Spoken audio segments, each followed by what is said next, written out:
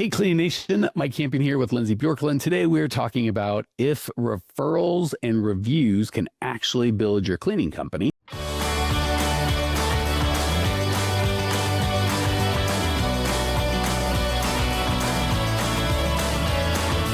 Kind of an Ask Mike Anything format because we've had several questions from you as the community on referrals and reviews and how to build your company with them. So let's jump in and see how we can help.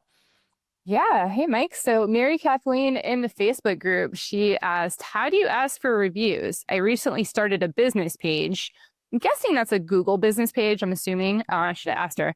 But she doesn't think people realize you can leave a review, and she just feels weird asking for reviews. She thought just about like posting something on social media for reviews, and maybe they would see that. So how can Mary Kathleen get some reviews, Mike? That's a great question. So Mary, Kathleen, Lindsay, everybody. Mary's got two first names with Mary Kathleen's, but love it. So I don't want to say mistake, but it's very common for owners of cleaning companies to want to take the simplest route, which, well, the simplest route is do nothing. So, obviously we do that. We're not going to get any results. And then we want to automate, because in today's day and age with software companies saying, you can automate this and automate that, that's what we want to do.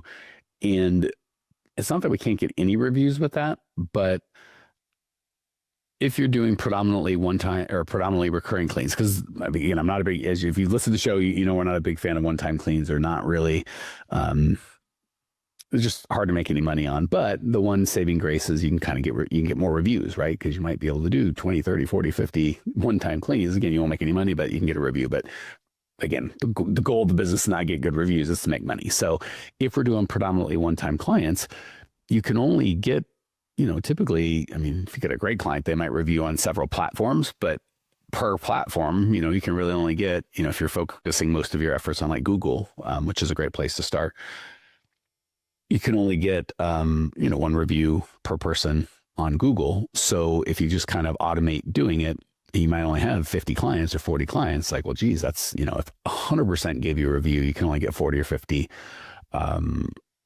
reviews, which isn't a ton. And the likelihood 100% are going to give reviews is really, really low.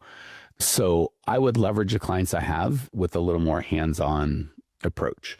It's easy to just be like, I could just post or ask or automate or leave behind and all the things that we feel good doing, but they're not as effective. So it's kind of this tightrope walk of, if you don't want to do anything uncomfortable, you don't have to ask for a review at all. Do nothing, right?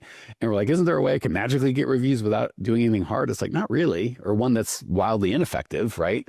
You might leave 100 leave behinds and get 0 to 2 reviews. And then also, what's the kind of what's the, I don't say damage, but what's the impact on your brand?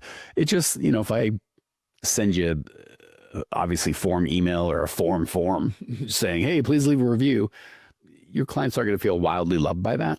But if you just called and said, how you doing? How's things? Are you enjoying the service? Any way we can make it better?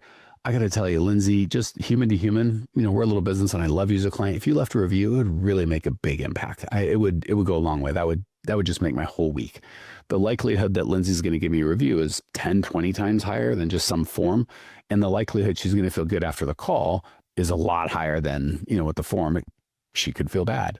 So certainly there's ways to automate it, but they're just wildly less effective. And if you had an infinite amount of, because you're like, well, I get a lot of big companies sending me automated review. You're like, yeah, if you get 10,000 clients and you only want 500 reviews, you send all the automated stuff you want. But a good commercial company might only have 20, 30, 40 clients and, you might only have a couple hundred on residential and some of you not even that many. So when you've just got this limited universe of humans that can leave a review, why fiddle around with trying to automate it, right? I get if you have 10,000 clients, like, ooh, calling each one asking for a review may not make sense, but automation might make sense. But if it's just you and the client, especially if you kind of got a personal, it's different when I buy something online for $10 and they send it to my house. I don't really have a relationship with them, but these people, you're in their building, you have keys, like there's a relationship that's just a little more intimate than like, for our clients, I don't think we've done anything ever automated asking for reviews, and we've got more than 100.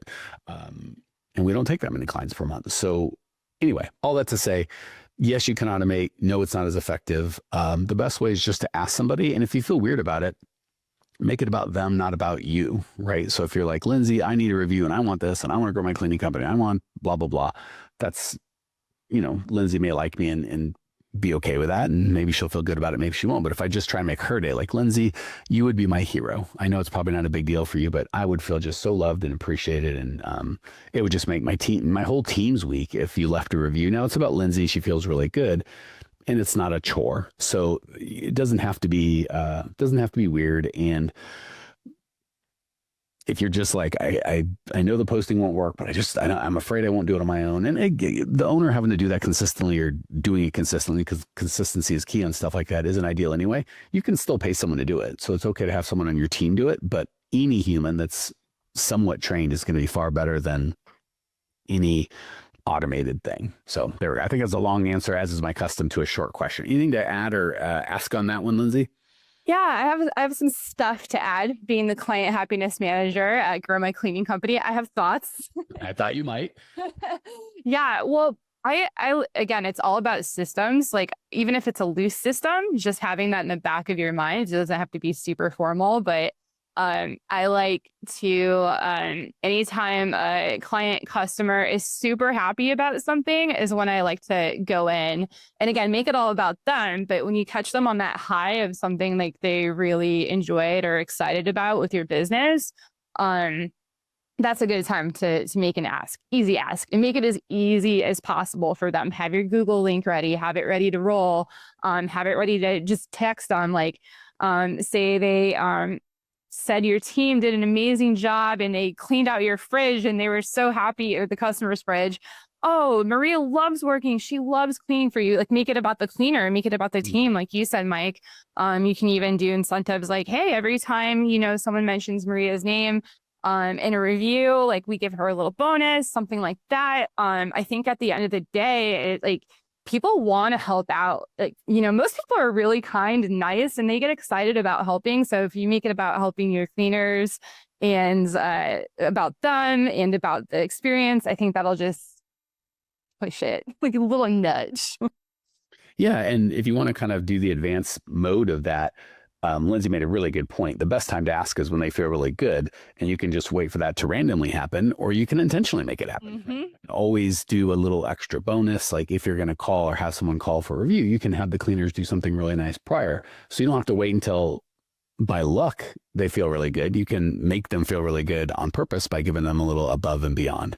And like Lindsay said, with making it easy, so important. So if I was going to ask for reviews, kind of the perfect scenario would be, make sure they're happy. So again, do something beforehand that's above and beyond.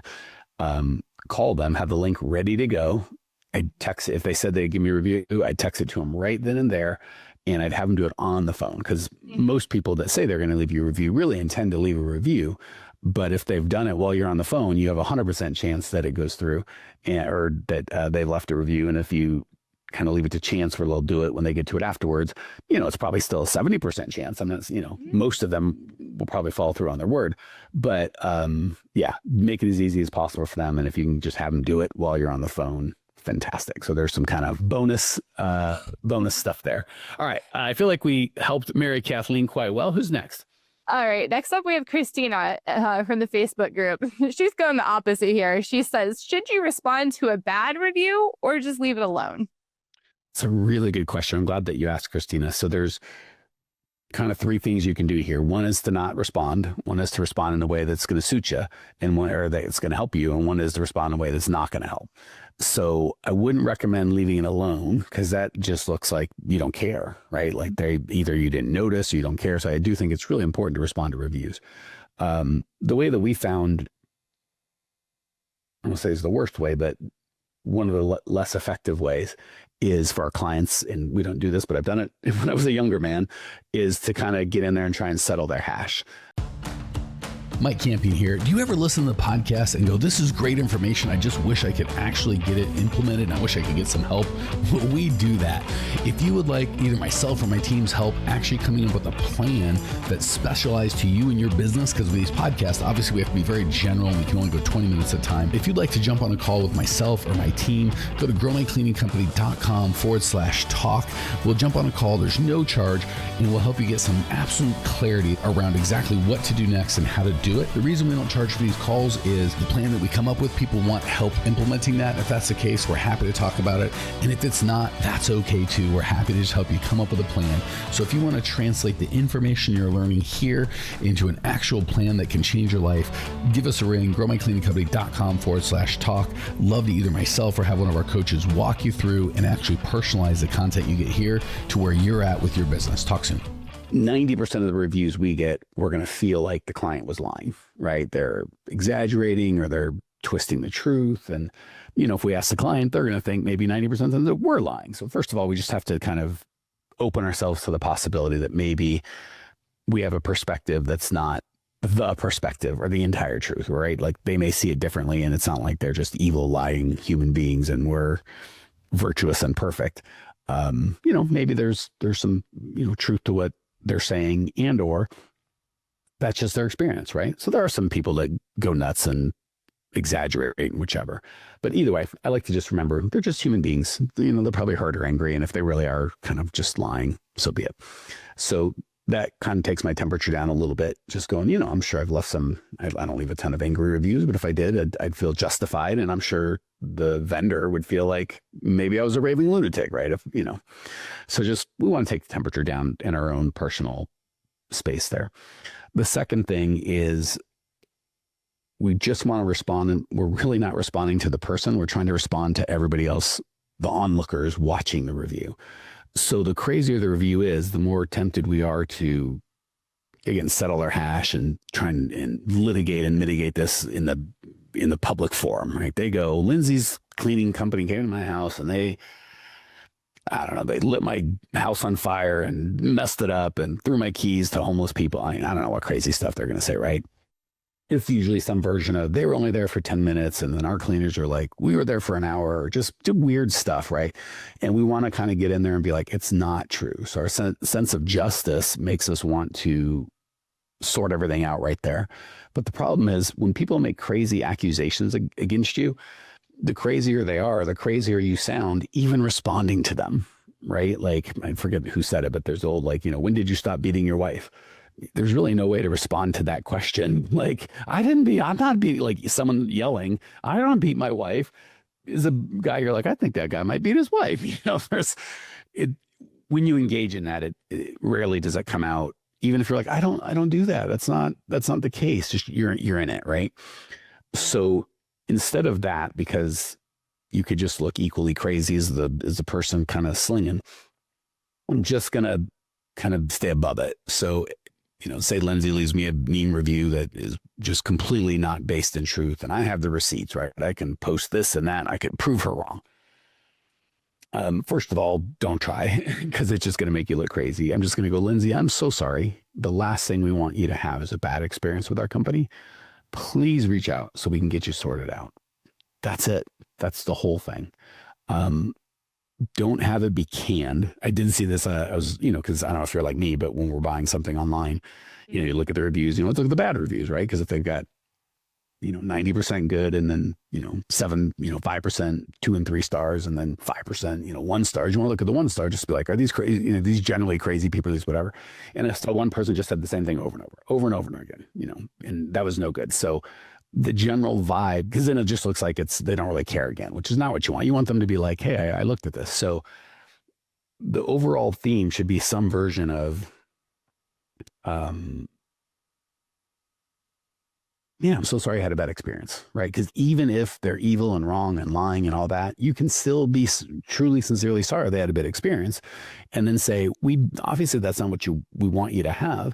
Reach out and let's get this sorted out. And you can go, I don't want them to reach out. We tried to do it. They're never going to go, whatever. But the goal isn't for that. I mean, if they reach out, do your best. And then again, you're not saying whatever insane thing that you asked for, I'm going to give you. You're just saying, reach out. I want to get you taken care of.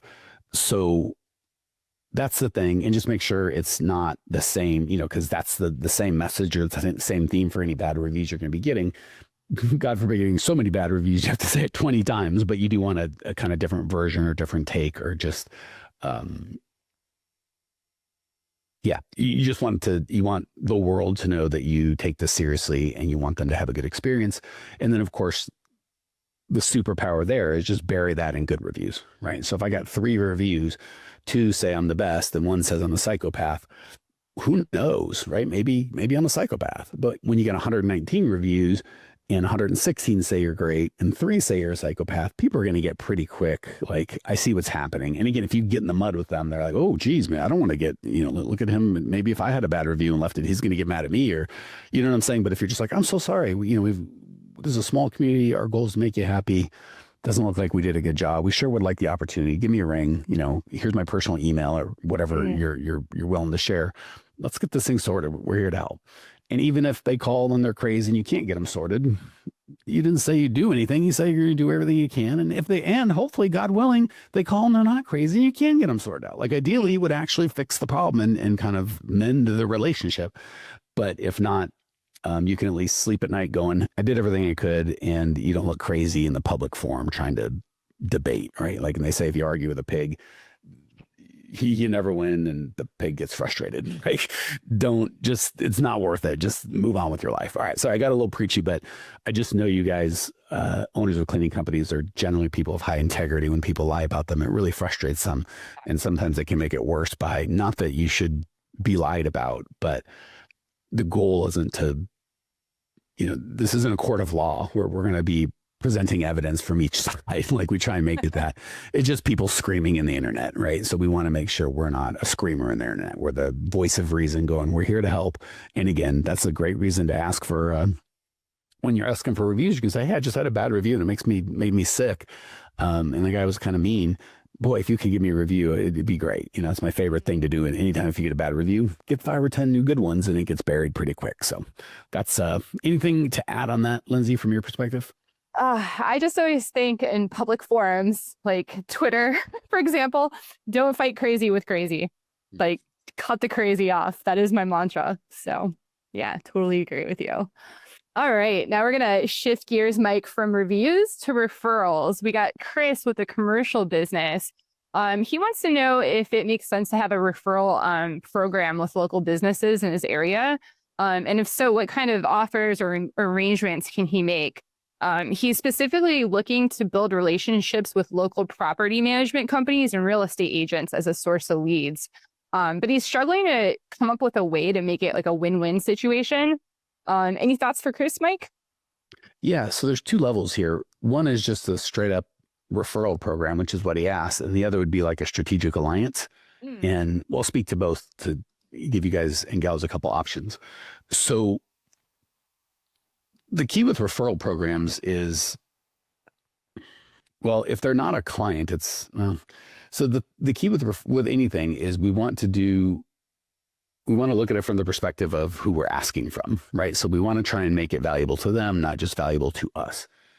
So a lot of times we try and throw money at it. Hey, if you give me a referral, I'll give you $100 or $1,000 or whatever the case may be. And if it's not a ton of money, which most of the, for commercial, it can be, but believe it or not, I found money can actually go the opposite direction. Like, if I had a really good, so what we're really looking for is missionaries, right? I don't know a ton of missionaries, but those I do aren't in it for the money, right? That's not it at all, but they work the hardest and they're all in, right? Whereas mercenaries are just in for the money. When the money stops, they stop. So the missionary is going to be like, oh my gosh, Lindsay's team has been so great. They make me feel amazing. It's my favorite. You got to use them. Like, and we've all had things that we, early adopters for the iPhone or Netflix, or where we're really excited and we just, we're so excited to tell our friends.